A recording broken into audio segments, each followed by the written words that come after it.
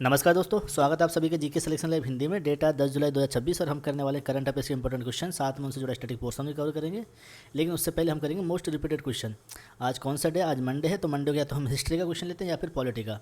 तो मैंने आज का जो क्वेश्चन लिया वो हिस्ट्री से जुड़ा हुआ है। क्वेश्चन ये रहा आपके सामने, और ये क्वेश्चन 5 बार रिपीट हुआ है ना। क्वेश्चन है, भारत छोड़ो आंदोलन के दौरान करो या मरो का नारा कहाँ दिया गया?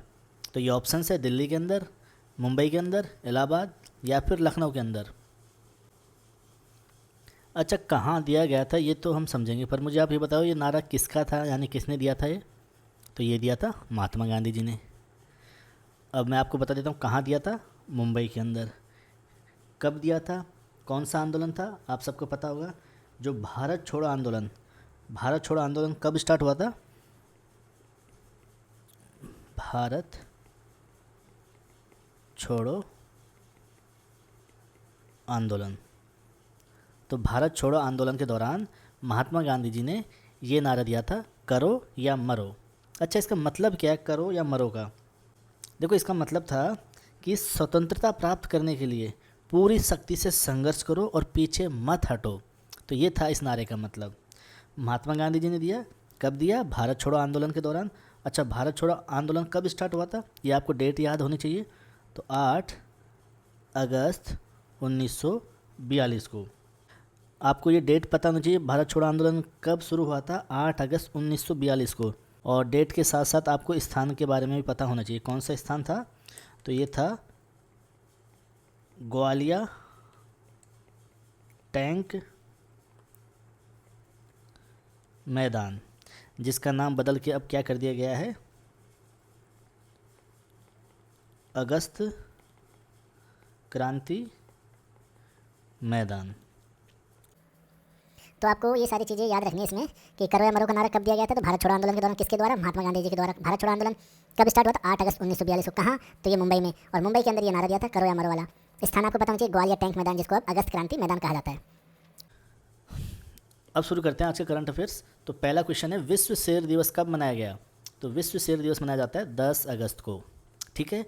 अब देखो कुछ इंपॉर्टेंट फैक्ट्स है इधर, आप उसको याद रख लेना। जैसे विश्व बाघ दिवस, तो ये मनाते हैं 29 जुलाई को, international tiger day. World land day 10 अगस्त को। 12 अगस्त को क्या मनाते हैं? World elephant day. 10 अगस्त को लैंड डे, 12 को एलिफेंट डे। ठीक। और जो प्रोजेक्ट टाइगर है ये कौन से सन में लागू आता है? कब से शुरू हुआ? 1973। Project elephant 1992। प्रोजेक्ट चीता 2022। और अप्रैल महीने के कुछ इंपॉर्टेंट डेज है, जैसे 1 अगस्त को विश्व फेफड़ों का कैंसर दिवस। वर्ल्ड वाइड वेब डे, पर्वतारोहण दिवस 1 अगस्त को मनाते हैं। और 6 अगस्त को जो हिरोशिमा के ऊपर बम पटका था अमेरिका के द्वारा, परमाणु बम, तो हिरोशिमा दिवस, बम का नाम है लिटिल बॉय। और 9 अगस्त को नागासाकी के ऊपर पटका था, तो नागासाकी दिवस मनाते हैं 9 अगस्त को। और जो बम था उसका नाम है फैट मैन। और 9 अगस्त को विश्व आदिवासी दिवस मनाते हैं। तो आपको ये विश्व आदिवासी दिवस कब मनाते हैं ये याद रखना है, 9 अगस्त। हाल ही में भारत और किस देश की नौसेना का विस्फोटक आयुध निशोधन अभ्यास कोची में शुरू हुआ है? ईओडी यानी एक्सप्लोसिव ऑर्डिनेंस डिस्पोजल।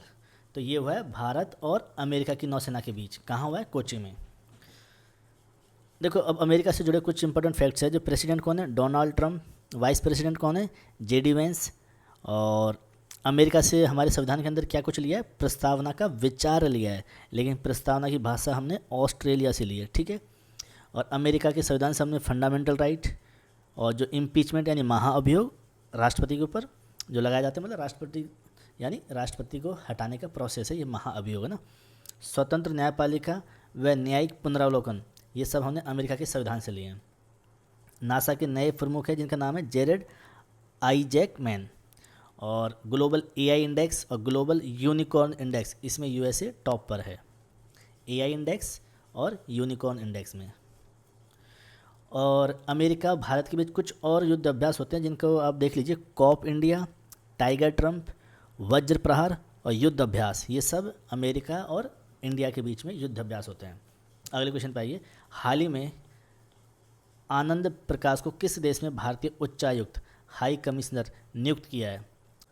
तो ये इस्वातिनी, ये अफ्रीका महाद्वीप में स्थित एक चारों ओर से भूमि से घिरा यानी लैंड लॉक्ड कंट्री है। ठीक है।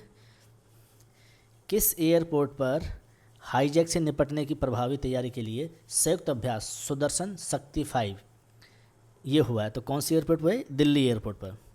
देखो, विमान अपहरण यानी हाईजैक जैसी आपात स्थितियों से निपटने की तैयारी को परखने के लिए यह military security exercise Delhi airport पर आयोजित की गई। अगला क्वेश्चन देखिए, सऊदी अरब, पाकिस्तान और किस देश ने सामूहिक रक्षा के लिए मक्का संयुक्त रक्षा समझौता पर हस्ताक्षर किए हैं? तो देखो, सऊदी अरब है, पाकिस्तान है और तीसरा देश है तुर्की। तो ये याद रखना है आपको कि जो मक्का संयुक्त रक्षा समझौता कौन कौन से देशों के बीच में हुआ है? सऊदी अरब, पाकिस्तान और तुर्की। तुर्की की राजधानी क्या है? अंकारा। और यहाँ के राष्ट्रपति का नाम है रिसेप तैयब एर्दोगन। किस राज्य सरकार ने लैंगिक समावेशी और सुरक्षित कार्यस्थलों को बढ़ावा देने के लिए महिला समर्थ संस्थान पुरस्कार योजना शुरू की है? क्या नाम है योजना का? महिला समर्थ संस्थान पुरस्कार योजना। महिला समर्थ संस्थान पुरस्कार योजना। तो ये हरियाणा राज्य की सरकार ने की है ना। तो इसमें है क्या योजना में? जो वर्क प्लेस पे जो काम करने वाली महिला है ना, उन महिलाओं के लिए सुरक्षित और जेंडर इंक्लूसिव बनाने के लिए हरियाणा सरकार ने यह योजना शुरू की है। वर्क प्लेस के अंदर महिलाओं को शामिल किया जाएगा और वहाँ पे महिलाओं की सुरक्षा को भी ध्यान में रखा जाएगा इस योजना के तहत। हरियाणा के सीएम कौन है? नायाब सिंह सैनी। अच्छा, हरियाणा की राजधानी क्या है? चंडीगढ़। और राज्यपाल कौन है यहाँ के? प्रोफेसर असीम कुमार घोष। नेशनल पार्क और सेंचुरी कौन कौन से हैं हरियाणा के अंदर? कालेश्वर, सुल्तानपुर। और इसमें आपको याद रखना है, आप ये कालेश्वर, सुल्तानपुर यही याद करना है ना। और चंडीगढ़ भारत का पहला झुग्गी मुक्त और दूसरा पूर्ण साक्षर केंद्र शासित प्रदेश बनाया। पहला केंद्र शासित प्रदेश कौन सा है? लद्दाख। दूसरा कौन सा बन गया? चंडीगढ़। तीसरा बना है हाल ही में, वो कौन है? कौन सा केंद्र शासित प्रदेश है? जम्मू एंड कश्मीर। भारत की पहली hydrogen train Jind railway station से लॉन्च हुई थी, जींद से सोनीपत। और जीआई टैग है किसको मिला है? सिरसा किन्नू को। और हरियाणा के किस प्रोडक्ट को हाल ही में जीआई टैग मिला है? तो ये सिरसा किन्नू को। हाल ही में FISU वर्ल्ड यूनिवर्सिटी स्क्वैश खिताब जीतने वाले पहले भारतीय कौन बने? तो ये सूरज कुमार चंद बने। यह खिताब जीतने वाले ये पहले भारतीय बने। तो ये इंपॉर्टेंट बन जाता है आने वाली परीक्षाओं के लिए। तो आपको याद रखना है FISU। देखो, इसकी फुल फॉर्म तो होती है, देखो FISU इसकी फुल फॉर्म देखो, फ्रेंच के अंदर देखोगे तो आपको जैसे जिस ऑर्डर में लेटर हैं उसी लेटर के अकॉर्डिंग फुल फॉर्म आपको देखने को मिलेगी। तो उसको मैं आपको लिख के बता देता हूँ। Federation international do sport university AIRE। तो इस प्रकार से फ्रेंच के अंदर तो इसकी full form as it is मिल जाएगी लेटर के अकॉर्डिंग। लेकिन जब इंग्लिश में लिखते हैं तब इसकी फुल फॉर्म अलग हो जाती है। इसकी फुल फॉर्म होती है इंटरनेशनल यूनिवर्सिटी स्पोर्ट्स फेडरेशन। ठीक है। अगले क्वेश्चन पे आइए, कौन सा देश भारत का तरलीकृत पेट्रोलियम गैस यानी LPG का सबसे बड़ा आपूर्तिकर्ता बन गया? तो भाई ये बन गया अमेरिका ने, और अपने दादागिरी से करवाया सब कुछ।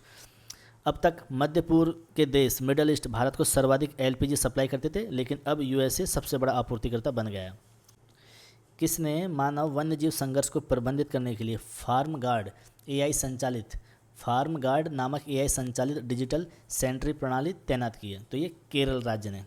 इंसानों और जंगली जानवरों के बीच होने वाले टकराव ह्यूमन वाइल्ड लाइफ कॉन्फ्लिक्ट को रोकने के लिए केरल सरकार ने AI आधारित सुरक्षा प्रणाली शुरू की है। केरल के CM कौन है? ये आपको याद रखना है क्योंकि हाल ही में बने इलेक्शन हुए तब। तो VD सतीशन है CM केरल के। राज्यपाल कौन है आके? राजेंद्र कार्लेकर।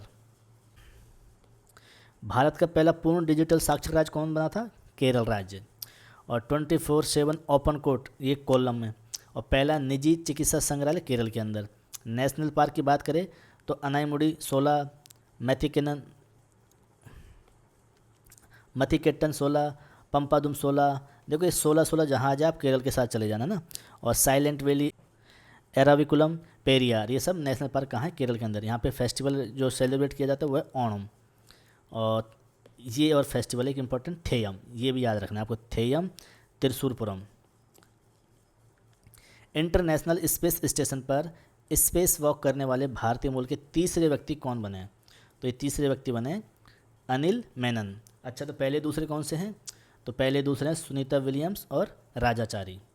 उसके बाद तीसरे नंबर के बन गए अनिल मेनन, भारतीय मूल के।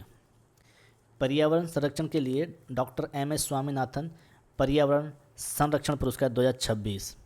क्या है पुरस्कार का नाम? डॉक्टर एम एस स्वामीनाथन पर्यावरण संरक्षण पुरस्कार 2026 से किसे सम्मानित किया गया है? तो ये अवार्ड मिले हैं गोविंद मम्माल और पेची मम्माल, इन दोनों को। कौन सा? डॉक्टर एम एस स्वामीनाथन पर्यावरण संरक्षण पुरस्कार 2026। अगले क्वेश्चन पे आइए।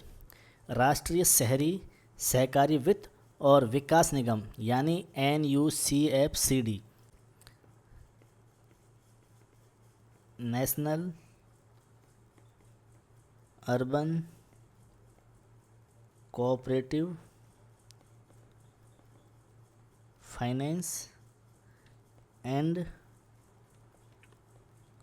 डेवलपमेंट कॉरपोरेशन, ठीक है, कि नए कार्यालय परिसर का उद्घाटन कहाँ हुआ है? तो आपको क्या याद रखना है? राष्ट्रीय शहरी सहकारी वित्त और विकास निगम, national urban cooperative finance and development corporation, इसका जो नया कार्यालय बना है, ये इसका उद्घाटन कहाँ हुआ है, मतलब कहाँ बना है कार्यालय? तो ये मुंबई के अंदर, ठीक है। अब हम रिवीजन करते हैं फटाफट हमारे कंटेंट को और कुछ जो पहले के इंपॉर्टेंट करंट अफेयर्स रहे हैं पिछले दिनों में जो हम पढ़ें उसको। तो ग्लोबल AI इंडेक्स के अंदर शीर्ष पे कौन सा है देश? America. Global AI index, global unicorn index, इन दोनों में अमेरिका टॉप पर है। नीति आयोग की जो स्कूल एजुकेशन इंडेक्स जारी किया उसमें पंजाब टॉप पे रहा है। नासा के जो हेड यानी प्रमुख कौन बना है? तो जेरेड आइजैकमैन। अब हम कुछ अपॉइंटमेंट्स हाल ही में जो हुए हैं और ब्रांड एम्बेसडर इनकी बात करते हैं। तो Raghuram Rajan US federal reserve task force में नियुक्त हुए हैं। और विली वॉल्स इंडिगो के नए CEO हैं। MS धोनी ये मालाबार गोल्ड्स एंड डायमंड्स के ब्रांड एम्बेसडर है। अमिताभ बच्चन ये पॉलिसी बाजार के ब्रांड एम्बेसडर है। अजीत डोभाल ये लोकमान्य तिलक राष्ट्रीय पुरस्कार से सम्मानित किए गए थे 1 अगस्त को। कृषि की बात करें तो कॉफ़ी नारियल दोनों का सबसे बड़ा उत्पादक राज्य कर्नाटक है। और राष्ट्रपति द्रौपदी मुर्मू ने जैसलमेर में प्रचंड हेलीकॉप्टर में उड़ान भरी। मानव हाथी संघर्ष कम करने हेतु उत्तराखंड ने हाथियों को रेडियो कॉलर पहनाने की योजना शुरू की। World junior squash championship 2026 Anahat Singh. Japan open 2026 किसने जीता? PV सिंधु ने। और 2026 राष्ट्रमंडल खेलों के बारे में अगर हम बात करें तो कहाँ हुए थे? ग्लासगो के अंदर। टॉप पे कौन सा देश रहा? ऑस्ट्रेलिया। भारत चौथे नंबर पर।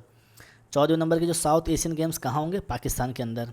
दुनिया का सबसे बड़ा जो दही प्लांट कहाँ लगाया जा रहा है? भारत के अंदर। भारत में कहाँ? पश्चिम बंगाल के अंदर। और भारत का पहला टेलीकॉम मैन्युफैक्चरिंग जोन ग्वालियर में बनेगा, ठीक है। भारत का 45वां विश्व धरोहर स्थल कौन सा है? सारनाथ, उत्तर प्रदेश में है सारनाथ, है ना। और कक्षा 1 से 12 तक AI को मुख्य विषय के तौर पर बनाने वाला पहला राज्य कौन सा बना है? पंजाब। भारत चीन सीमा व्यापार नाथुला दर्रे से ये पुनः शुरू हो गया, बीच में बंद हो गया था, फिर से चालू हो गया व्यापार भारत चीन के बीच में नाथुला दर्रे से। नाथुला दर्रा कौन से राज्य में? सिक्किम में।